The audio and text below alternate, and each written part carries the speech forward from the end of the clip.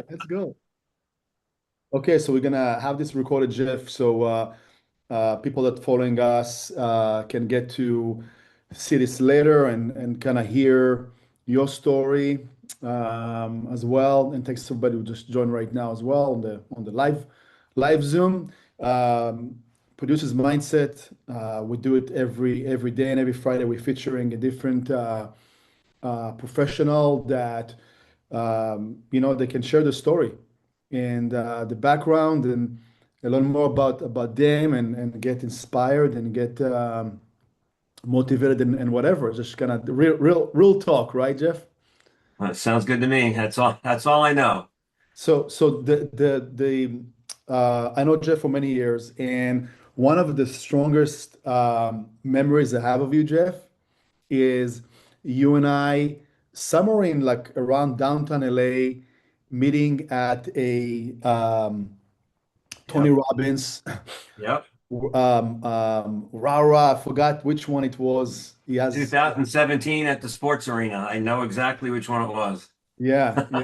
And we met maybe like a few times before, but that was so impactful to Yeah. see you there. And then I can never forget that moment, and it just made me um, look at you in different light and what a powerful person you are as well. So, but that's just I had to share that kind of to set the Thank tone. you. Tell us about Jeff Landau. Well, I'm sure I'll touch on 2017 because that was a really impactful year for me. So I've been in business in real estate since 2002, full time, sort of, and I'll tell you why I say sort of.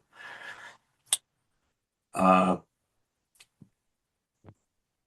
Before that, I have a bachelor's in finance. I was in corporate banking for about 5 years. I knew that's not what I wanted to do long. I loved it, but knew that's not where I wanted to be in 40 years.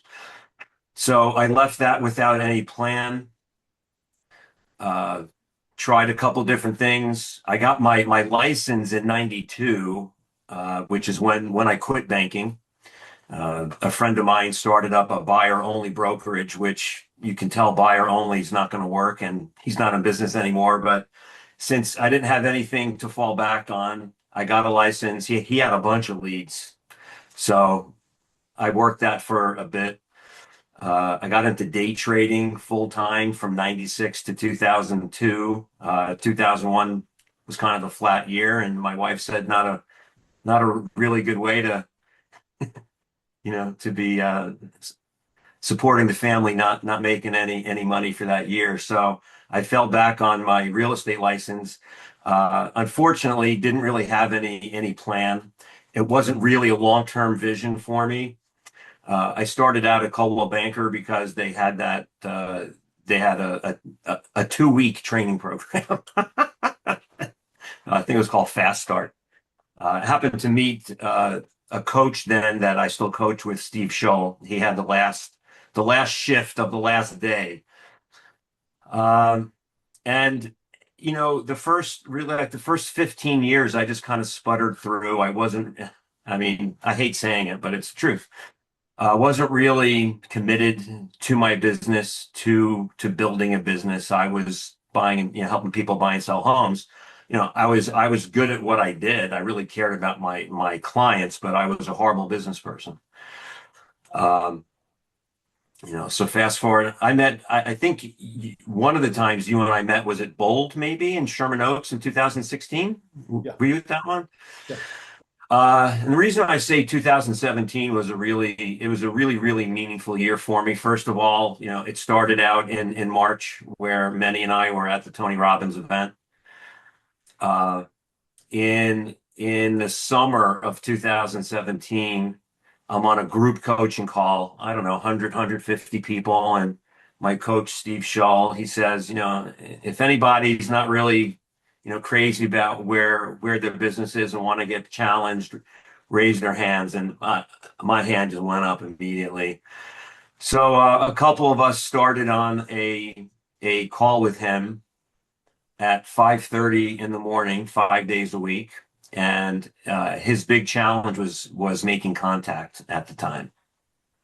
And I really felt like I was at a low, I was at a bottom. I'm like, dude, whatever you say, I'm gonna do because whatever I'm doing isn't working, and I'm just really, really tired of it not working.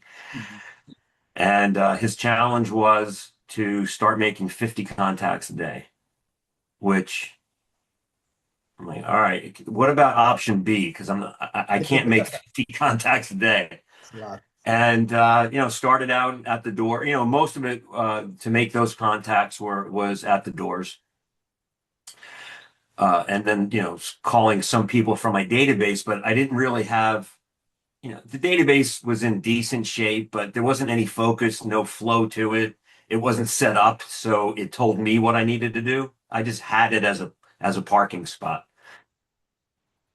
Uh, so, maybe I started making 35 contacts because I'm like, wow, 35, that's incredible. And I'd get on the call the next day. He's like, all right, so that's not 50. Okay. One day and we were on Skype at the time. One day I got to 48 and I was so proud of myself that I couldn't wait for the next morning to tell him. And we're checking in and I say 48 and like leans in and he goes, that's not 50. And he hangs up on me. Oh no. So 2018, kind of crazy, my business started picking up. And whether it was from the doors or just from an energy level, I'm sure it was more just from like a mindset energy that I was doing something different. I was doing something proactive. I was meeting a lot of people. I was getting in front of a lot of people. I'm having conversations, whether the conversation was 10 seconds or there was something more to it. So business started picking up 2018. 2019, I had quadrupled my business from 2017. I had my best year at the time. Mhm. Uh, and then, working with Steve, at some point he pushed me to do 75 contacts a day. And it was a grind. I didn't really need to do a lot of time blocking because to make 75 contacts at the doors was at least 5 hours, if not six. So my time block was 9 o'clock, leave the house, know where I'm going to go knock, and keep track of how many people I was speaking to, try to get better at my conversations at the doors. And when I was in like the 60s, I would head back. I had a home office, so I headed back home and made the rest of my contacts by speaking to people in my database. Business has been really good since then. At the start of 2020, just before we couldn't knock on doors anymore, at the end of 19 is like, all right, you're going to go to 100 a day. And I did 100 one day because of Bold. There was that challenge in Bold to make 100 a day, 100. and Yeah. I did it. Which anyway, so in the first couple of months of 2020, I did hit 100 contacts three times. Uh, I was very, very consistently in the 80s, sometimes in the 90s, and then I had to figure out how to pivot when I was lost the first couple of months of COVID. I'm like, I knock, I'm a door knocker now. I'm like everybody knows me. It's like Jeff just pounds the doors, and I like kind of wore that like I'm a grinder. I'm gonna go make this happen. And like now what do I do? So fast forward to now. I was in group coaching, so there wasn't a lot of it. There wasn't any accountability. I don't want to say a lot. There wasn't any. At some point, Steve started like tracking everybody's contacts, and I went to something else that was meaningful in 2017. I mentioned the two things that happened. The third thing that happened, I went on a retreat that he had, and only three of us showed up. So it was really like intensely focused. Usually there's 10 to 20 people, and you can, not that you would get lost with everybody, but you didn't have to be like front and center that much. But this was front and center. We went deep on a lot of personal stuff, and my self-esteem was really low, business wise. And he said, how can you help our group?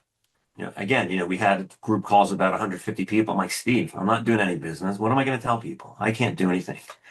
He said, can you commit? to lead the group in contacts. I said, that I could do. I was like, all right, that's the challenge. And even starting in the second half of 2017, I led the group in contacts because I just got really focused. 2018, 2019, I made a little bit over 10,000 contacts. I led our group of 150-ish people. So, at least from a mindset standpoint, I was inspiring people like, wow, that's possible. So, fast forward to now, I'm like 100% process focused, which I never was. My dad raised me. It's all about the result. And so now I'm like 100% process focused. I'm thinking about my systems. There are plenty of people that have like better systems, but I have good systems. I have action plan. I have like I lean on 5 action plans, like new listing signed, uh, then listing launch is a second action plan.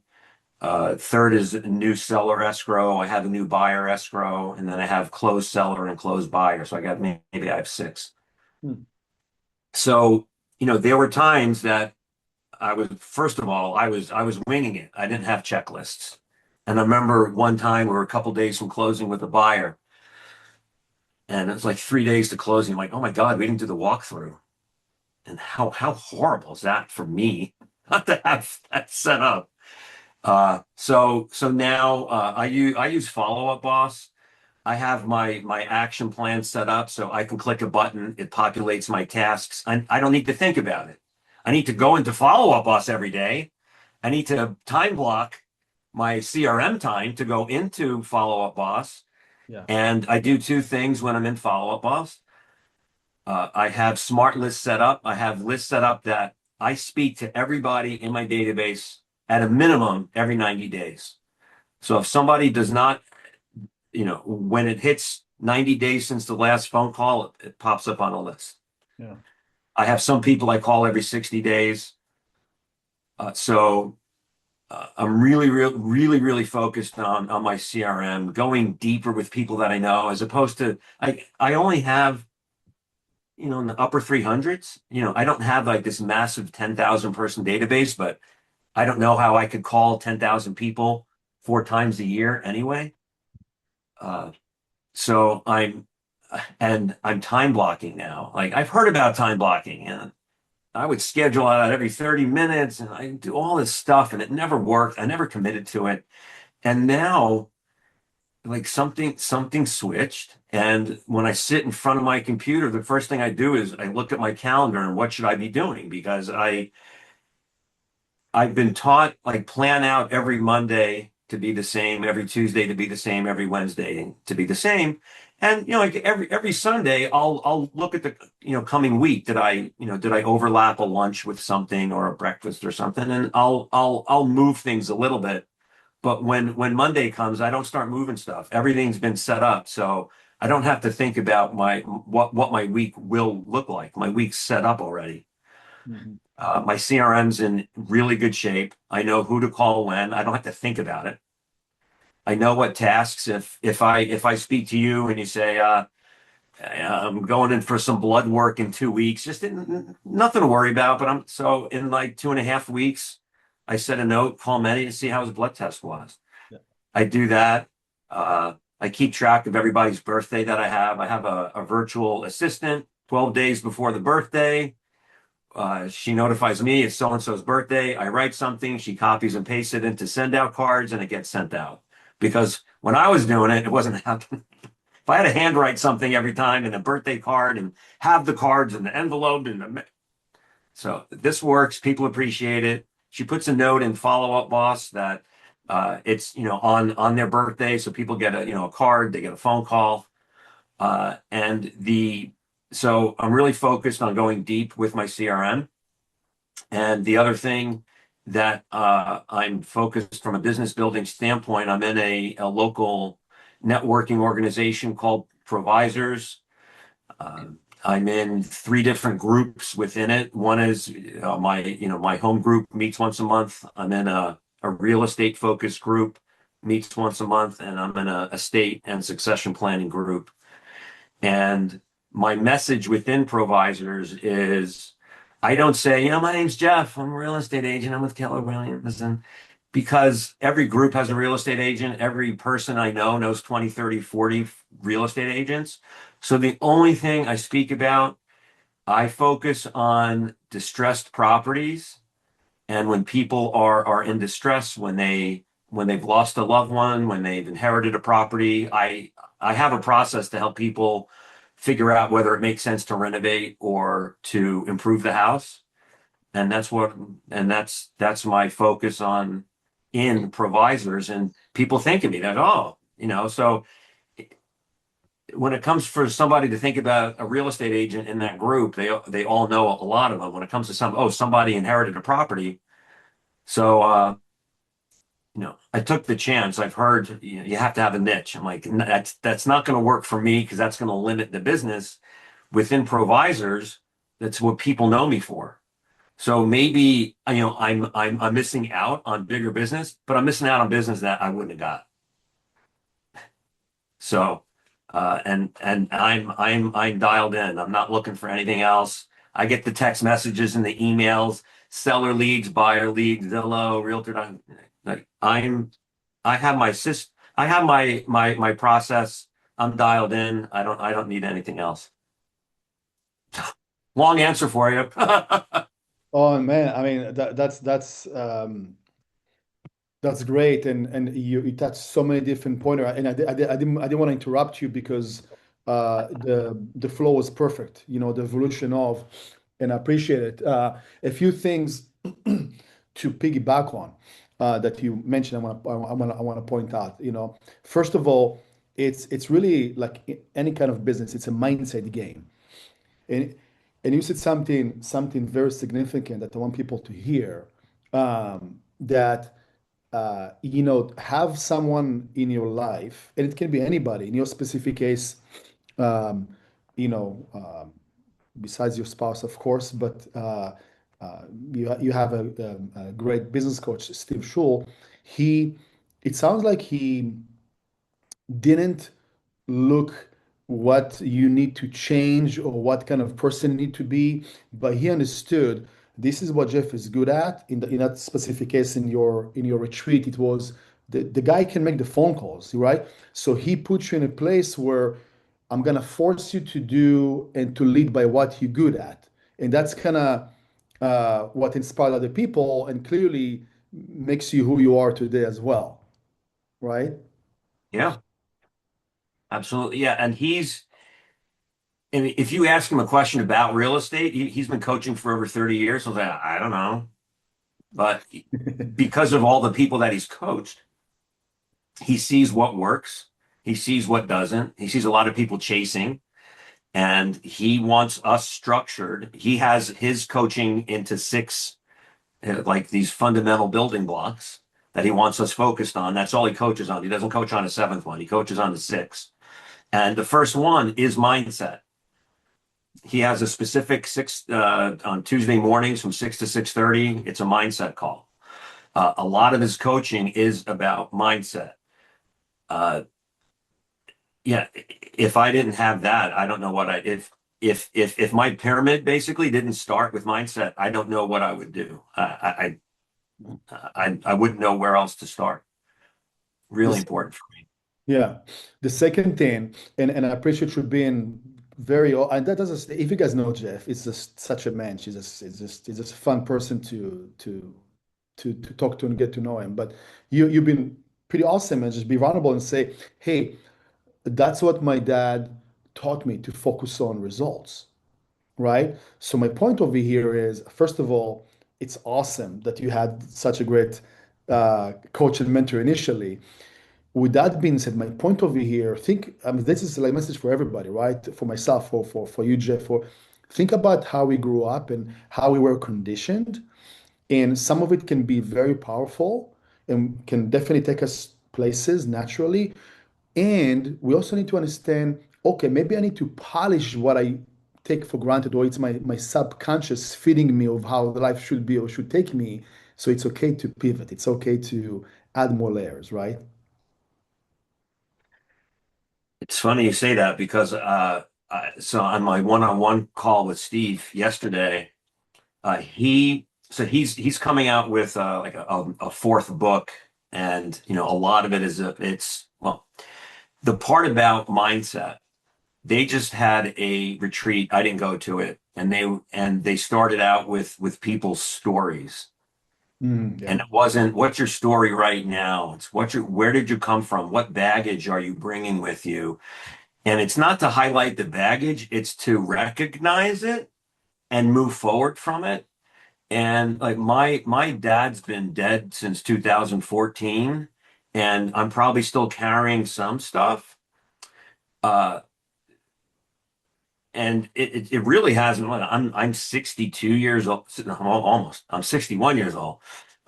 It wasn't until a couple of years ago that I was really able to shed a bunch of it. I just figured I was stuck with it for my whole life, and I've really been able to shed a lot from it. And on last night's call, Steve said, he's like, go into Chat GPT and put your story in there. Everything you can remember, anything that's impacting you right now, just dump it in. Dump everything in there and say to Chat, what do you think? What are you making of this? I have a couple of other prompts written down that aren't coming to mind. So, it's something that I still work on. I have made tremendous process. I've done like a lot of reading and studying of Michael Singer. Have you heard of Michael Singer? I believe so, yeah. Yeah, he's written the Surrender Experiment, Untethered Soul, and then he had two other books that like all of his work is it's repackaged. It's the same thought. It's about surrender and letting go. And Steve brought that into our radar a couple of years ago. It resonated with me immediately. I reckon, and so funny story, right? So I'm listening to something. It's about letting go. I'm like, oh, I wonder what do I need to let go of? And I sit in front of my iPad and let's just dump this out. And I couldn't think of anything. Like, wow, I have really evolved. It's like amazing. I'm like, but you know what? I don't know. Let me do this again tomorrow. The next day, I wrote one thing down. I must have written 40 things. I had a lot of stuff to let go of. But it's been really important in my life. And if there's a lot of places I could tell you in my life where it resonates from a business standpoint. It's not owning, like it's letting go of what a client's decision is.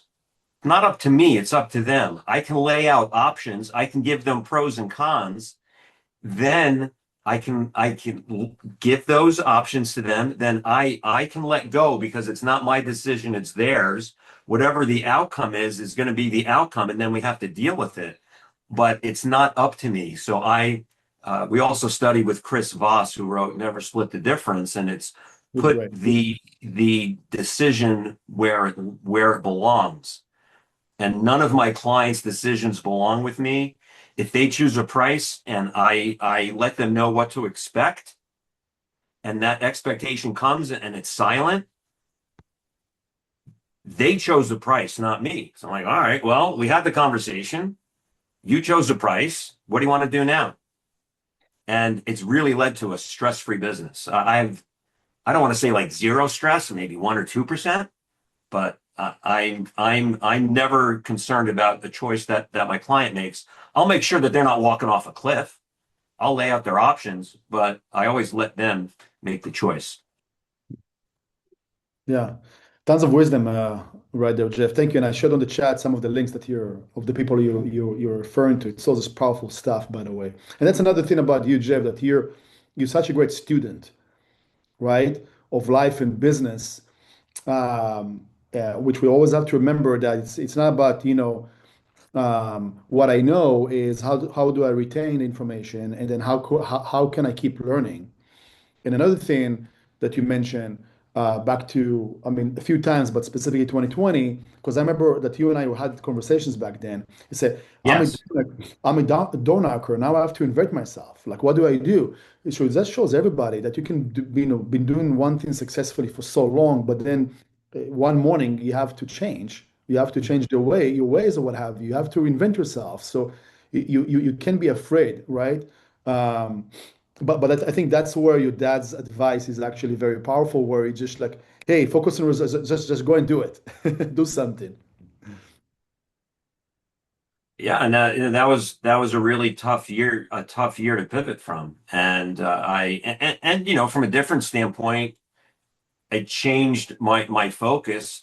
2020, I know a lot of people made a lot of money. I didn't. And when I came out, 2021 was my best year. And it's not that it's crazy. The market was just nutso. Uh, but 2021 is where I really started getting this focus that I have now of just diving into my CRM, going deep, not wide, and Yes. getting to know people and not thinking about the phone call as is there business? Is there business? Where's the business? And I never, and this is just a personal choice. I don't call people and say, hey, would you like a market update? The phone calls are completely checking in. Hey, what's going on? Because it's been 3 months since we last spoke. There's probably been a holiday, vacation. There's something going on, and if not, there's not. And when I'm asking them about them, they say, so and because they're people that I call, they say, how are you? How's business? What's going on in the market? So it does come around to it, and as much as I've listened to Brian Buffini's podcasts and gone to a couple of his things, I don't say, by the way, who do you know that's looking to buy or sell a home that could use my help? Not a right or wrong. It's just not what I do on my phone calls. I figure if someone wants to do business with me, they don't need me to ask them. They either trust me and they want me to be their advocate, or they have somebody else in mind and they're not going to mention it. Yeah, well, it's also because you're a highly, excuse me, highly relational type of a person, and I think your approach is fantastic. Clearly, they also know what you do, right? If and that's the other layers when you reach out for like mailing or emails or the social media. So, but just to commend you on that, and this is a message for everybody. How often your CPA is checking on you, your accountant, your whatever, third party, vendor in your life, how often? So the fact that you do it, it's, I'm just gonna say it as simple as possible. It just makes sense. That's what it's supposed to be. People love it. I know like new people to the coaching program say, how can I call people 4 times a year? They're going to get tired of hearing from me. And first of all, if somebody doesn't want to hear from me, I can thank them and I can take them out of my database. I have not had one person, and I've been doing this consistently, let's say 5 years. I have not had one person say, why do you call me so much? Because to your point, my CPA, I'm friends with him. I'm friends with my CPA. He doesn't call me to say hi. People, I get so many people say it's so great how you keep in touch. I'm sorry I didn't call you. Like you don't have to apologize. I'm calling you. We're on the phone now. What's happening? Yeah, yeah. You lead, right? You lead your business to where it needs to be based on whatever type of business you want to have. And again, you're a very personable person. And I think this is like a very strong message to everybody, any capacity. Last question to ask you, Jeff, is Sure. whatever you want to share is two goals for this year. One on the personal level, one on a professional level, if you don't mind sharing with us. So I'll give you an answer and I'll give you a preamble before. Sure, And this is going to sound like nutso to everybody, and it's not going to make sense. Let me just start with that. go for it. A couple of years ago, Steve said, we're not going to have any goals this year. And I'm like, that makes no sense. And what he really meant is we're not, and again, please, this works for me. It doesn't mean anybody else, and I don't mean to knock any systems, but for me and for us. I moved all of my goals to process goals. Right now, I could say I want to sell 25 homes, but what process do I need to do to put me in the best spot to sell 25 homes? And then I don't think about the 25 anymore. I think about the process because if I don't do the process, I'm not going to meditate on 25 homes and have it show up. Uh, Now, to get to your question, I mean, from a personal standpoint, a lot of it is just, keeping. Oh, so one thing that I did, my wife changed jobs in '08, and at the company she works at the Getty, they have every other Friday off. She goes, "Great, you're self-employed. Take every other Friday off with me." In 2008, sweetie, how could I do that? I have to grind. I got to work hard. So it wasn't until 2020 something, all these years later, I'm like, all right, I'm going to try to take off one Friday afternoon that you're off. That was my big concession. Yeah. And then the next year I said, all right, I'm committing. I'm going to take that every other Friday off. And then at the end of 20, 23, I think, or one of the most recent years, I'm like, you know what? Let me see if I can take every Friday off because I was so dialed into what my process is and what my system is. I was keeping up with my database calls. So like, did I need an extra day to call? I was keeping up with the calls. So I'm like, you know what? Let me just try. Let me take every other Friday off. And you know, it was off from client meetings. I was still, maybe working on a newsletter, just doing something, but I was going out for a bike ride, making sure to go to the gym and just doing stuff for myself. And I think I've done that the last 2 years. I've been basically working four days a week, and my my income's been steady, so it didn't drop off. Uh, and I have a 11-year-old. I was committed from the day she was born. I don't want to be the dad that's like, look at how many zeros we have in our bank account. What's your name again? But look, we got a lot of money. So I'm involved with her. I go to school stuff. A couple days, like Mondays, I take off at 4:30 and we go indoor rock climbing. I make sure to spend time with her, spend time with my wife. We've been married 32 years, and so that's really important to me is my health and my family life and leading a stress-free business. So uh, this year we're taking another 3 weeks. This is our fourth summer that we're taking 3 weeks off in June to go to Europe. And, before I was afraid, like, well, I got to hide it from my clients. I can never tell a client I'm taking a day off or a week off. And, I had no business in the first quarter, and now I've got like 5 listings coming up. And I've told I'm not hiding from anybody. I'm telling all my clients, I'm like, look, I'm going to Europe from June 7th to the 26th. I'm like, oh, okay. And I'm like, look, I've done it the last 3 years. I have people on the ground that can help, and I have an assistant. And like, oh, no, no, okay, you got it. So I don't have to hide from anybody. I let people know. And if somebody isn't comfortable with it, okay, I don't want the stress, but everybody's fine with it. So I guess, personal goal, keep up my health. I'm working out. I'm doing something 7 days a week to keep the energy level up and the health up. Uh, the 3 week vacation. We have, two other 1 week vacations, every other Friday off. So, taking a good amount of, time off. And when I'm working, I'm focused and working. I'm not, searching the web and doing stuff that's just to do stuff. Uh, so that's kind of like personal and business in one. Yeah, that's awesome. And I appreciate again the transparency and just coaching us on that mindset and how you look at things. It clearly works for you, and I think it can work for most people. You just have to start implementing work on the process versus look at the just on the end results. And I think it's very, very smart and very practical too. So thank you for sharing. Thank you. Before I'm gonna let you go, Christine, did you want to say something Oh, for I the? just want to tell Jeff, hi, Jeff.